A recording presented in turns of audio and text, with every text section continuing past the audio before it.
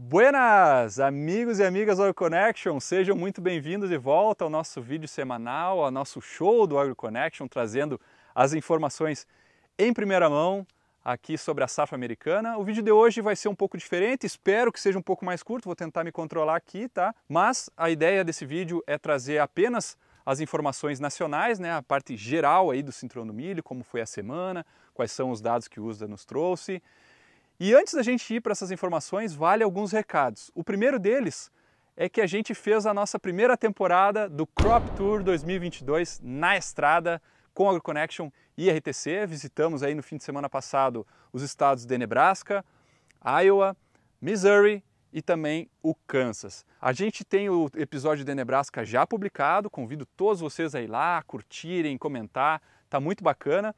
Imagino que na hora que vocês estiverem vendo esse vídeo, que eu estou gravando aqui, o episódio de Iowa também já vai estar no ar, então vai lá, tem muita informação legal, informação em loco, coisas que a gente viu nas lavouras por esses estados, que às vezes a gente não consegue pegar só pelo relatório, então é muito importante a gente ir nos locais também. Então vai lá e diz o que tu acha. O outro recado que eu quero dar é que também nessa semana, nós publicamos mais um episódio do AgroConnection Podcast, a série especial sobre conservação da água e do solo. Nossa convidada da semana foi a doutora Marie Bartz, ou a doutora Minhoca.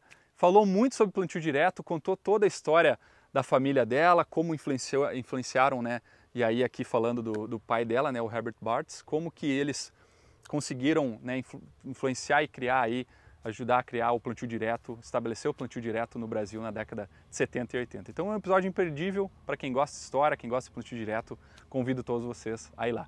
Vou soltar a vinheta, depois a gente volta e atualiza vocês sobre a safra americana. Até daqui a pouco.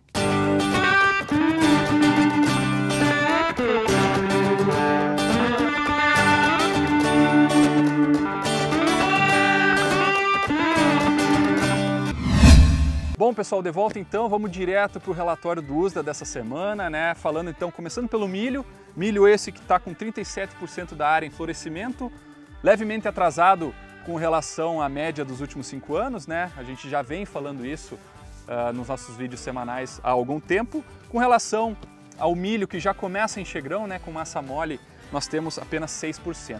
Já as condições do milho na lavoura, pessoal, que nós temos aí, que o USDA divulgou na semana, nós temos 13% da área considerada excelente, 51% é bom e 25% é razoável. Aí vocês vão perguntar, tá, Alexandre, mas e como tem se desenvolvido esses números desde que eles começaram a ser reportados neste ano? O primeiro relatório que falou sobre condições de milho foi do dia 6 de junho.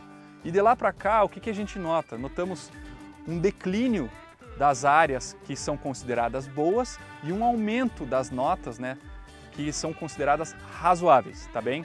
Já quando a gente compara 2021 com 2022, a gente consegue perceber que nessa época do ano as condições são muito semelhantes de um ano para o outro. Então, esse talvez seja uma informação aí bem interessante que a gente está passando. Quando a gente vai para a soja, então, pessoal, o que nós temos? Temos 48% da soja em florescimento e 14% já iniciando o estado de vagem, formação de vagem, tá? Com relação à soja, na lavoura, nós temos então 10% da área considerada excelente, 51% é bom e 29% é razoável. Quando a gente compara esses valores desde quando eles começaram a ser divulgados, e aqui para a soja foi um relatório uma semana após, foi a partir do dia 13 de junho, nós vemos a mesma tendência para o milho, tá? Declínio de áreas consideradas boas, e aumento das porcentagens aí que são consideradas razoáveis. Quando a gente compara com o ano passado, a gente vê que nessa época do ano a soja está levemente melhor, tá, do que o ano de 2021. Com relação aos preços na Bolsa de Chicago, nós temos o milho negociado a $5,75, preços esses da quinta-feira à noite, tá? E a soja $14,21 de dólar. Na Bolsa de Chicago. O que é interessante de notar, eu imagino que todos vocês saibam, é o declínio, a diminuição aí do valor das duas commodities de um mês para cá, quedas bem acentuadas. principalmente no milho, se a gente for ver a questão da porcentagem do valor que caiu. E pessoal, a gente falou de alguns números aqui, o que é importante a gente falar com relação a não só o que a gente percebe, mas o que de fato está acontecendo, tá pessoal? Vocês veem milho aqui atrás pendoando, o cabelo do milho ainda não escureceu, então nós estamos falando aí de estádios que podem variar do Tessel, né, VT, até o R2. E são estádios bem críticos, tanto para a cultura do milho, quanto para a cultura da soja aí que está florescendo e iniciando a emissão da vagem. Tanto para milho quanto para soja é uma fase muito importante para a definição dos componentes do rendimento. Para milho, né, a gente tem a definição do número de grãos por espiga, já para ver quantos grãos vão ser fecundados, né, e realmente se tornar um grão. E posteriormente a gente sabe, né, nos estádios de R2 em diante, é uma questão de enchimento de grão, peso de grão que a gente vai ter na planta. Já para a soja, mesma coisa, a gente está numa fase que é importante a planta manter as flores, né, ter esse pegamento de vagem e definir então o número de vagens, né, por nó na planta de soja. Então uma fase bem crítica para as duas culturas e por isso é muito importante a gente ver como que está o clima nessa época, como que foi a semana que passou, como que vai ser a semana que vai vir por aí. E no Crop Tour a gente fala alguns outros detalhes que eu vou deixar vocês verem no Crop Tour que também são importantes para definir se a cultura está estressada, como que vai ser e tudo mais. Então confiram lá. Bom pessoal, dada essa atualização de como estão as culturas no campo, é importante a gente ver como que vai se comportar o clima, onde a gente está, como vai ser semana que vem, o que passou, tá bem? E a primeira coisa que eu quero mostrar, o Luiz vai pôr aqui o mapa da seca nos Estados Unidos, né? Focando aqui, dando o destaque no círculo preto para o cinturão do milho, que é onde a gente reporta, e vocês vão ver que tem algumas regiões com problemas. Nebraska, quase todo o estado está atravessando algum tipo de seca, tá pessoal? Lembrando que áreas em laranja, preto, vermelho são situações bem extremas e amarelo é um início de seca, tá? Então Nebraska bem problemático, Kansas, oeste e centro do estado, Missouri, parte mais ao sul, né, também com essas condições. E também a gente destaca algumas partes dos estados de Iowa, Michigan, Indiana e Minnesota, tendo algum tipo de seca nesse momento, tá? Dado esse contexto, agora sim, Luiz, vamos para o mapa da chuva, semana que passou. Vocês vão ver que, além do calor que a gente sofreu, e aqui não está exemplificado, né? Muito calor nas partes, principalmente sul e oeste do cinturão, a parte norte um pouquinho mais ameno, como tradicional. Essa época do ano é normal, é como se fosse o janeiro brasileiro, né? Então o calor nos pega de um jeito ou de outro aqui. Com relação à chuva, pessoal, né, agora indo direto ao mapa, nós tivemos bons volumes, 30 milímetros aí nos estados de Wisconsin, Illinois, Indiana, Michigan, parte norte da Dakota do Norte e também o norte do Missouri. Quem teve chuvas muito boas, e aqui eu falo 50 milímetros, foi o estado de Ohio, estado esse que estava precisando de chuva, né, conforme os relatos que o Lucas trouxe, a Fernanda, né, a gente pôde observar aí nos relatórios das últimas semanas, né, quando a gente observa a parte de clima. Já para a próxima semana, pessoal, o que a gente deve ter são ótimas chuvas na parte leste do cinturão. Vocês veem aqui no mapa, né, as cores roxa, azul, né, cores mais escuras na parte leste. A gente vê aí chuvas de 40 a 60 milímetros que devem ajudar muito esses produtores. Já a parte oeste não deve ter chuvas significativas, nós estamos falando de 0, 10 e 15 milímetros, né, o que deve agravar aí, voltando ao mapa de seca, as situações dos estados de Nebraska, Kansas, Missouri, né, um pouco da Dakota do Sul também. E uma coisa que é importante a gente prestar atenção nesse mapa da chuva da semana que vem é os estados de Iowa, Missouri e Minnesota, tá? Eles estão numa região central, num divisor, onde a parte leste desses estados vai chover bem e a parte oeste nem tanto. Tem um gradiente bem interessante de ver. Eu destaco muito o estado de Iowa, tá, pessoal, pela importância que esse estado tem na produção de milho e soja e o quanto deve, né, impactar esse estado na produção final das commodities. Uma outra situação que é importante comentar, o Luiz vai pôr então agora um mapa de temperatura, as temperaturas máximas esperadas aqui para o Corn Belt.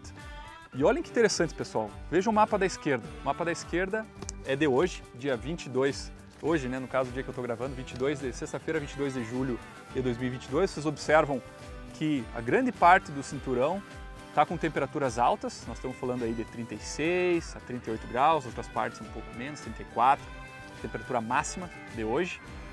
Mas olhem que interessante, quando a gente vai para segunda-feira, só 3 dias depois, né? Sábado, domingo, segunda, dia 25 de julho. Olha como muda bastante as temperaturas máximas, né? A gente deve ter essa entrada de uma frente mais fria, assim, né? Que não deve esfriar a ponto de prejudicar, mas temperaturas bem amenas, né? Nós estamos falando aí de 26, 28 até 29 graus, o que é muito bom para o milho, né? Também para a soja, né? Diminuir um pouco esse estresse por temperatura, né? A evapotranspiração, principalmente em estados que vêm sofrendo com seca, vêm sofrendo com essas altas temperaturas. E aí vocês combinam as chuvas do leste com temperaturas amenas, os caras vão ter uma semana bacana, né? Já o oeste, apesar das chuvas menores, a temperatura deve ajudar.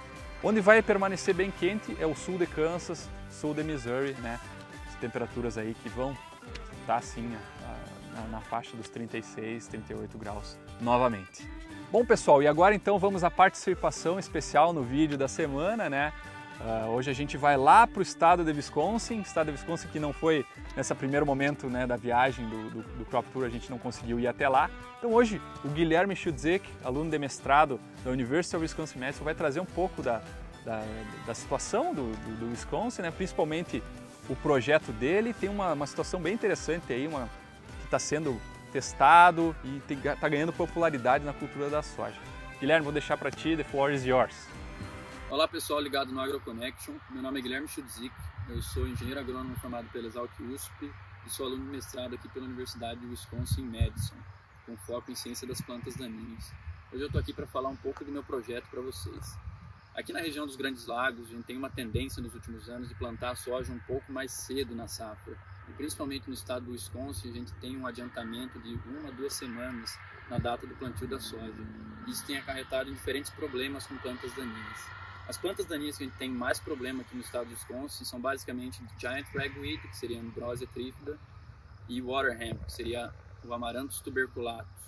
E o que a gente tem visto com elas é que, de acordo com a data que você planta, você vai ter problemas com ela em diferentes fases da soja, diferentes estágios de crescimento da soja, e esse é um dos problemas que a gente está tentando investigar. Hoje eu estou aqui em Janesville, em uma das nossas estações experimentais, onde a gente está tentando investigar como que o uso de pré-emergentes, o uso de cover crops, que seriam as plantas coberturas, e o uso de tillage vão afetar o manejo de Giant Ragweed. Vocês têm algumas imagens aí do plantio da soja passando sobre o cereal rye, que é o cover crop que a gente usa, e tem algumas fotos tanto da Waterhemp quanto da Giant Ragweed. A gente tem visto alguns resultados bem promissores aqui, onde a gente consegue adiar a aplicação de pós-emergentes, aliando o uso de plantas de cobertura e o uso de herbicidas pré-emergentes no manejo dessas plantas daninhas. Esses resultados vão estar disponíveis ao fim da safra, eu espero compartilhar eles com vocês mais para frente. Maravilha, Guilherme, muito legal ouvir sobre o teu projeto, interessante, né, de ver como o pessoal aí está querendo plantar soja mais cedo. Já ouvi falar bastante disso, é uma informação que a gente pode trazer mais. Obrigado pela tua participação, volte sempre. E pessoal, encerrando então o vídeo dessa semana, vou agradecer a todos vocês por estarem até aqui nesse vídeo. Deem o like, não esqueçam, é muito importante para o canal. Comentem aqui o que está faltando a gente falar, né, o que vocês gostariam de ver.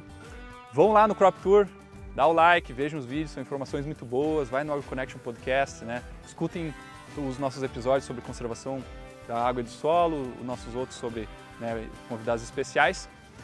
Vou ficar por aqui, nos sigam nas redes sociais, tá? A gente sempre traz informação em primeira mão. Voltamos na semana que vem com o time completo, trazendo as informações de cada estado, como de costume. E eu vou ficar por aqui e vocês já sabem, né? Stay tuned!